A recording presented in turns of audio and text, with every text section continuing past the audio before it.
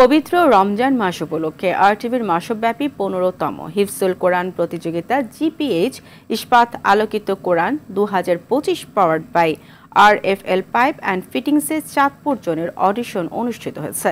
সকালে Chandpur new truck রোডের আল আমিন model মাদ্রাসায় এই অডিশন অনুষ্ঠিত হয়।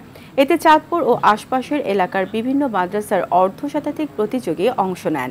প্রাথমিক বাছাই পর্বের বিচারক হিসেবে উপস্থিত ছিলেন আরটিভির নিয়মিত বিচারক হাফেজ মোহাম্মদ তারেক জামিল, ঢাকা আশুলিয়ার দারুল হুদা হাফিজিয়া ও আলিম মাদ্রাসার অধ্যক্ষ হাফেজ মাওলানা মুফতি আবু জাফর সিদ্দিকী।